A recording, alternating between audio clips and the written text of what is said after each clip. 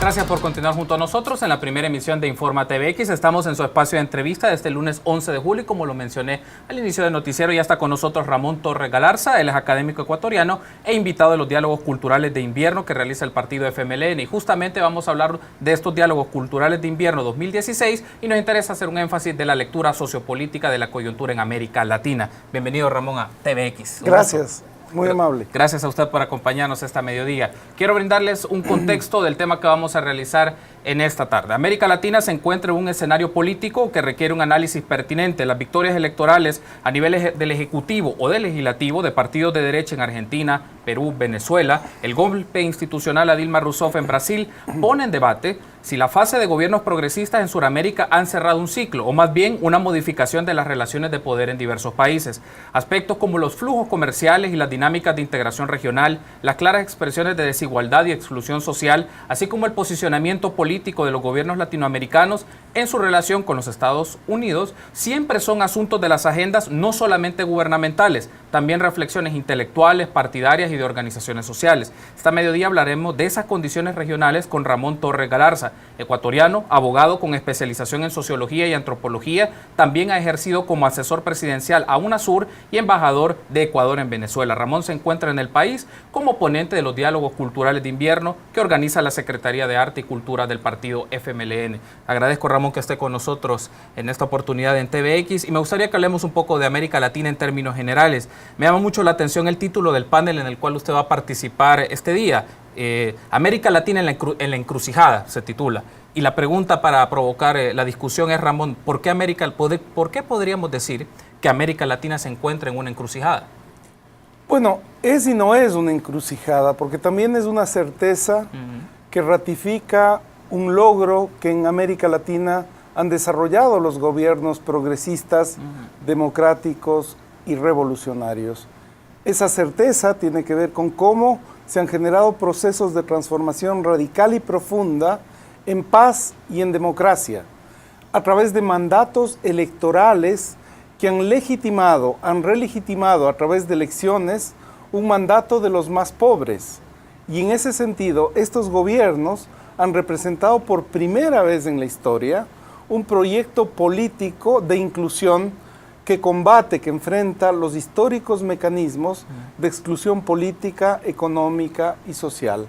Por eso no es un laberinto, no es una encrucijada, es una certeza que obliga a una continuidad. No es el cierre de un ciclo, apenas es un momento, un instante para enfrentar la permanente capacidad de transmutación que el capitalismo y el neoliberalismo han tenido desde siempre, pero no para siempre. Una de las discusiones que se mantiene en esta coyuntura de América Latina es, y es una pregunta creo que válida para la reflexión, es ¿América Latina está haciendo una transición de regímenes de carácter post-neoliberal o está retomando nuevamente regímenes con estas características por las victorias electorales? Es una discusión. ¿Cómo la valora usted, Ramón? Mira, creo que tenemos que tener un poco de cuidado respecto de categorizar de manera definitiva procesos cuya complejidad no admiten simplificación ninguna.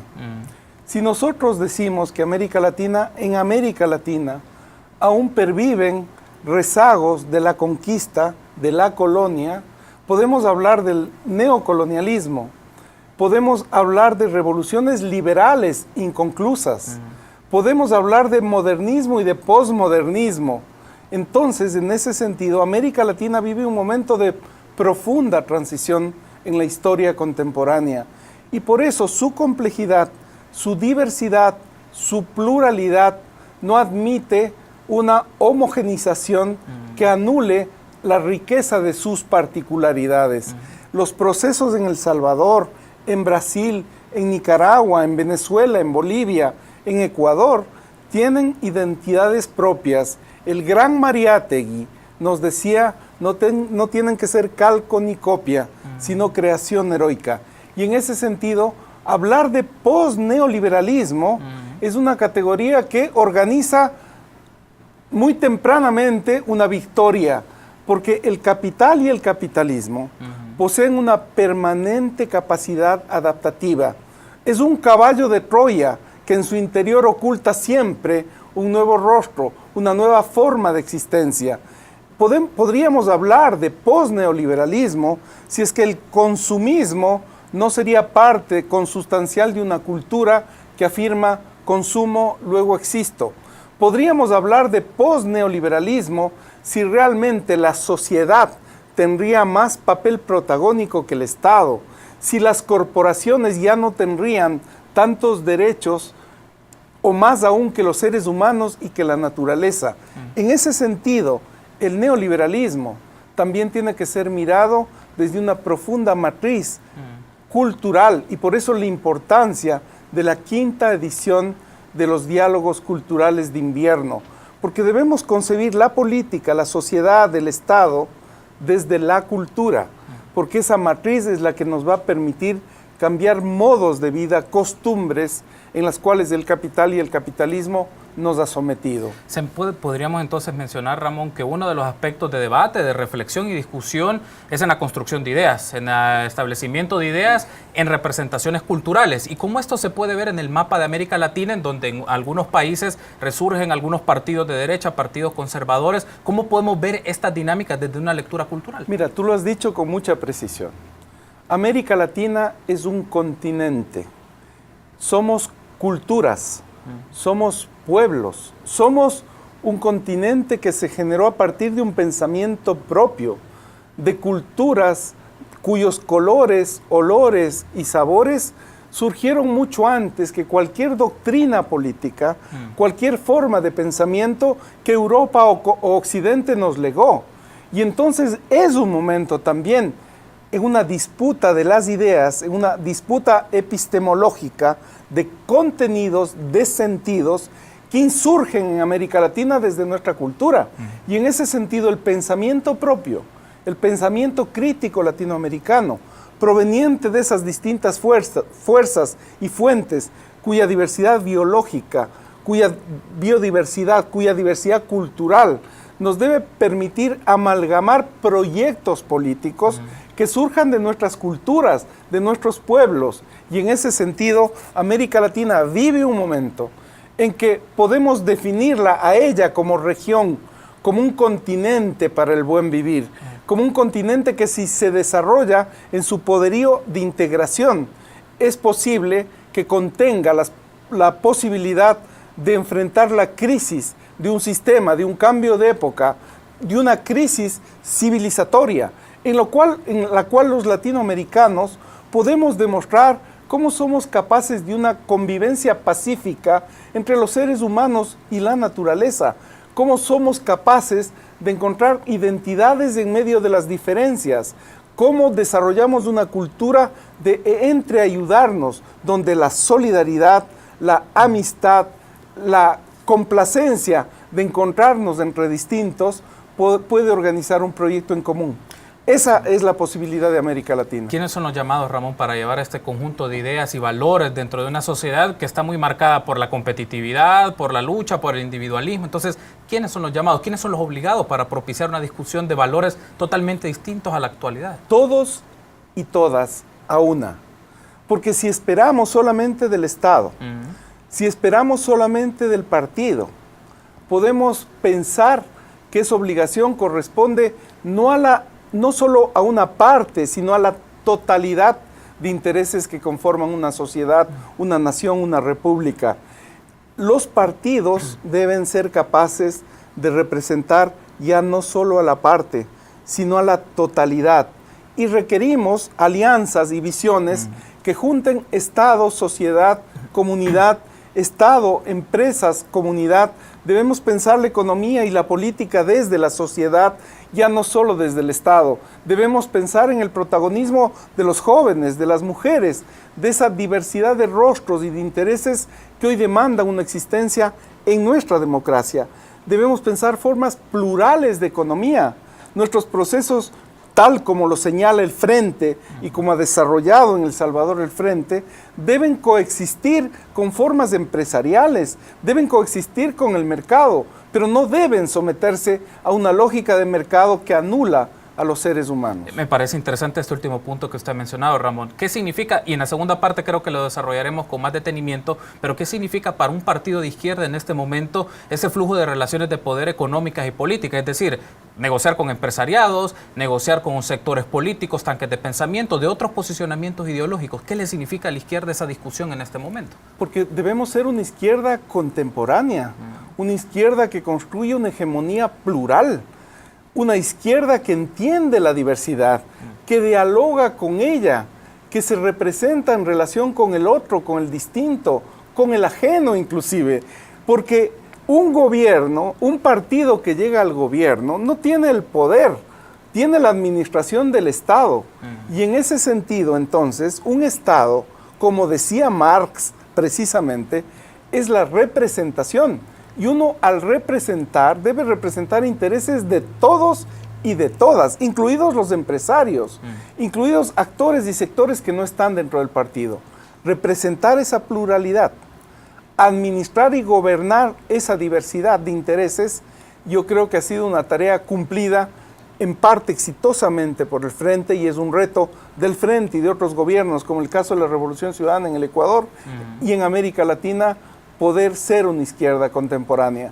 Debemos olvidarnos de un dogma ideológico y político que nos cree poseedores de la verdad. Tenemos que hacer una pausa, Ramón, pero está muy interesante la plática. Me gustaría que en el segundo bloque hagamos un balance de las izquierdas en América Latina y continuar con este debate. ¿Qué enfrenta la izquierda entonces en este momento en América Latina? Les pedimos una pausa, pero nos está acompañando esta mediodía Ramón Torres Galarza, académico ecuatoriano, y estamos hablando de los diálogos culturales de invierno 2016, una lectura sociopolítica de América Latina. Volvemos en instantes.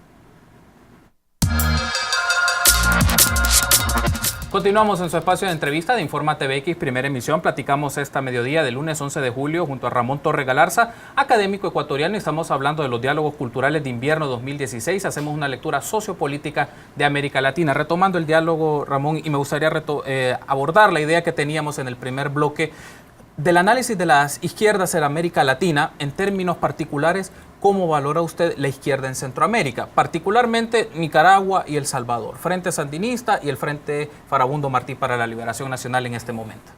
Mira, yo creo que los dos procesos han generado una maduración muy importante respecto de experiencias que en el pasado les dieron origen. No olvidemos que los dos frentes surgen en una etapa de insurrección y de la vía armada para alcanzar la democracia. Y hoy, desde el poder, desde el gobierno, los dos frentes han logrado comprender, han logrado desarrollar lo que constituye el hecho de ser democracias en revolución, de ser revoluciones en democracia, donde esa mutua condicionalidad les obliga a pensar cómo se desarrollan cambios y transformaciones profundas en el marco y en los límites, en las virtudes también de una democracia que representa a otros intereses, a otras necesidades, a otros sectores. Pero también los pueblos en El Salvador y en Nicaragua, las sociedades, han comprendido que las democracias, las viejas democracias que representaban a unos pocos, deben radicalizarse, deben transformarse para lograr representar el interés de los muchos, porque Nicaragua y El Salvador representaron el interés de los ricos, de la burguesía, de muy pocos. En ese sentido, entonces, el hecho de que los dos frentes hayan demostrado a estas sociedades, a estas culturas, a estos pueblos, por qué es importante optar por los más pobres. Cómo los más pobres tienen derechos, cómo los más pobres pueden desarrollar un proyecto político, cómo los más pobres pueden participar, cómo pueden organizarse, cómo pueden existir con dignidad en la historia, cómo desarrollan una autoestima. Yo creo que en ese sentido los logros y las virtudes de los dos procesos en El Salvador y en Nicaragua han sido espectaculares. Los dos tienen límites. ¿Les ha significado para estos En el caso, pienso, del FMLN, adaptarse a las reglas del juego de una democracia más con componentes liberales, en donde tiene algunos elementos más de una institucionalidad liberal, promotora de ciertos derechos, pero también está en boga este posicionamiento ideológico de promover mecanismos y espacios de más participación ciudadana, referéndum, consultas, mecanismos que todavía en las sociedades, particularmente en la salvadoreña, no son mecanismos todavía discutidos totalmente. ¿Cómo puede adaptarse, digamos, pienso, el FMLN en una dinámica de democracias con estos componentes liberales? ¿Puede hacer reformas al régimen? Porque es una democracia a la salvadoreña. Porque es una revolución a la salvadoreña. No es una revolución copiada de un manual leninista. Antes pensábamos así, fíjate, qué dogma terrible, que el partido debía ser a imagen y semejanza del leninismo. Hoy estamos pensando en formas de organización del Estado, en sus procesos de reforma, de transformación, de democratización, de manera distinta. Son estados cuyos mecanismos de representación, de ampliación del retorno del Estado, de la capacidad de ampliar cobertura y calidad de sus servicios, son notables en el caso de El Salvador. Fíjate cuánto ha mejorado la calidad del Estado en El Salvador. Fíjate hoy cuánto planifica el Estado en El Salvador, cuánta obra pública es capaz de construir el Estado salvadoreño, cómo ha generado mecanismos de inclusión, cómo se han desarrollado procesos de educación en el interior y becando a estudiantes fabulosos para que tengan formación profesional en el exterior. Pero en relación con eso, evidentemente, la democracia es una construcción permanente, inacabada, siempre en transición, siempre en posibilidades de radicalizar los hechos democráticos. Y entonces debemos conciliar radicalidad democrática con racionalidad democrática.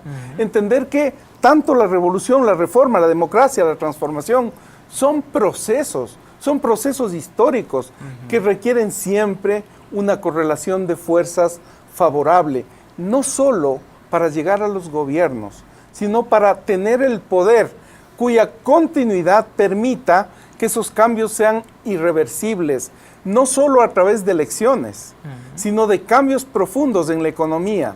Entonces, comprender que El Salvador necesita acuerdos de comercio, comprender que El Salvador necesita acuerdos productivos con sectores empresariales, implica pensar el Estado y la economía desde un enfoque distinto.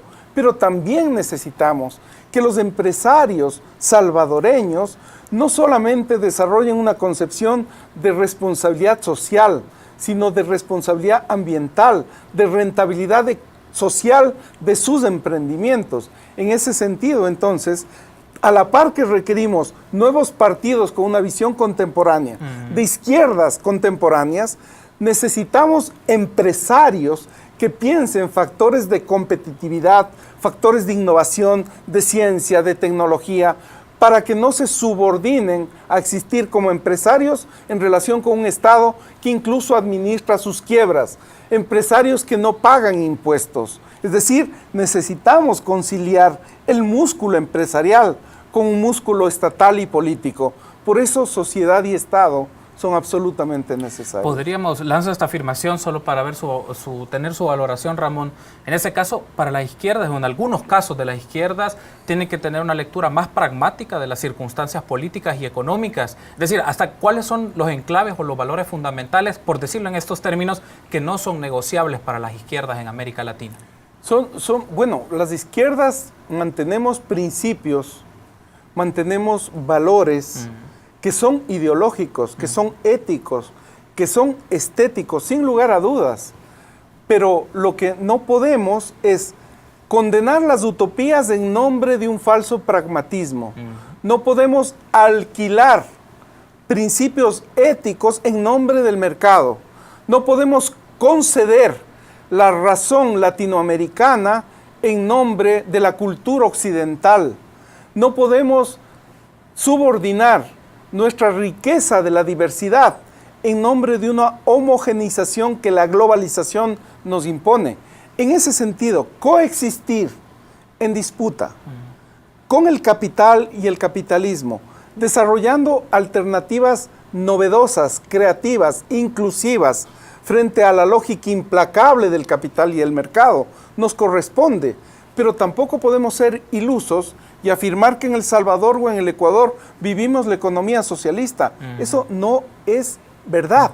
Y hay que decirlo con todas sus letras, con tranquilidad y calma en la historia, porque el socialismo es tal vez una de las utopías, junto con el cristianismo, más maravillosas que el pensamiento humano ha desarrollado. Y en ese sentido, entonces, coexistir en disputa, generando nuevas alternativas contemporáneas a lo que significa la economía, la cultura, la política, la sociedad y el Estado en El Salvador, en el Ecuador y en América Latina. Eso significaría, Ramón, que las izquierdas deben establecer una relación distinta bajo qué parámetros con la empresa. Siempre es en discusión esto, la relación de las izquierdas con los sectores empresariales. Pero, digamos, si con esta lectura muy concreta, ¿qué elementos debemos de tener en consideración para establecer esa relación? Partidos de izquierda con empresas. No lo digo en términos solamente de gran empresa, con el sector empresarial en términos generales. Pero es que, mira, con el mayor respeto, yo creo que esa es una falsa disyuntiva. La disyuntiva no es de enfrentar ideologías de izquierda con una ideología empresarial o con emprendimientos empresariales, porque esa falsa dicotomía, esa falsa disyuntiva ha sido generada para un prejuicio que divorcia a las izquierdas de los hechos productivos, del desarrollo económico, del crecimiento, y entonces nos condena a una izquierda y a una economía de los pobres, para los pobres y entre pobres. La izquierda contemporánea disputa la riqueza, disputa el bienestar, disputa el buen vivir, disputa la calidad de la vida, no solo para los empresarios, sino para todos los seres humanos. Esa concepción de la izquierda igual pobreza, de que porque eres de izquierda no puedes tener condiciones materiales para existir a plenitud, es absolutamente falsa. Pero, ¿cómo se puede tener esa relación? Digamos, lo planteaba en ese sentido. ¿Cómo se puede mantener una relación coherente, de una relación con el sector empresarial? No lo digo en términos antagónicos, pero una relación con el sector empresarial, pero también garantizando a la ciudadanía y a los grupos por los cuales la izquierda ha reivindicado históricamente mejores condiciones de vida. Fomentando una economía no solamente para las empresas, una economía para la sociedad, desde la sociedad, una economía popular, una economía solidaria, una economía que genere encadenamientos productivos entre los más pobres, una economía que habilite a los ciudadanos como sujetos económicos. Fíjate qué gran paradoja. Lo que los sectores dominantes, el capitalismo, el liberalismo, el neoliberalismo nos generó como condición política, es que los seres humanos solamente teníamos derechos civiles y derechos políticos. Esos derechos civiles y derechos políticos eran denominados por la vieja doctrina de derechos humanos derechos de primera generación, derechos de segunda generación. Los derechos económicos, los derechos culturales, los derechos al ambiente eran derechos de tercera, de cuarta generación. Eran derechos intangibles, eran derechos que no podían reivindicarse ni ejercerse. Esos derechos, precisamente, son los que nuestros procesos han desarrollado. Nuestros gobiernos, nuestras reformas constitucionales y políticas hoy reconocen derechos civiles, políticos, derechos económicos. Han incluido en derechos económicos a los históricamente excluidos del comercio y del mercado. En ese sentido, entonces, esa falsa disyuntiva con empresas debe permitirnos comprender, primero, que necesitamos fomentar una economía de la producción en contra de la economía de la especulación. Debemos desarrollar mecanismos de distribución y redistribución de la riqueza precisamente para generar factores de inclusión económica. Pero los empresarios no deben pensar y sentir solo con su bolsillo. Necesitamos desarrollar una capacidad empresarial que piense y sienta que no solamente la rentabilidad financiera es la característica principal de una empresa. Una buena empresa contemporáneamente necesita generar rentabilidad económica, sí, porque esa es la razón de una empresa, pero necesita pensar rentabilidad social, rentabilidad ambiental, rentabilidad tecnológica. Necesitamos empresas que piensen y actúen con la sociedad. Necesitamos empresas que desarrollen innovación, ciencia y tecnología. De lo contrario, nuestras empresas y empresarios latinoamericanos solamente serán proveedores de servicios, tal vez las más desarrolladas de bienes, a las grandes corporaciones que desarrollan 3 factores principales: inversión, gestión y tecnología. Entonces, ese es el reto entre el Estado, la sociedad y las empresas. Ramón, ha sido un gusto. Gracias por habernos acompañado en esta mediodía. Ha sido un gusto que nos haya acompañado en Informa TVX, primera emisión. Les pedimos una pausa y volvemos con más en la primera emisión de Informa TVX. Regresamos en instantes.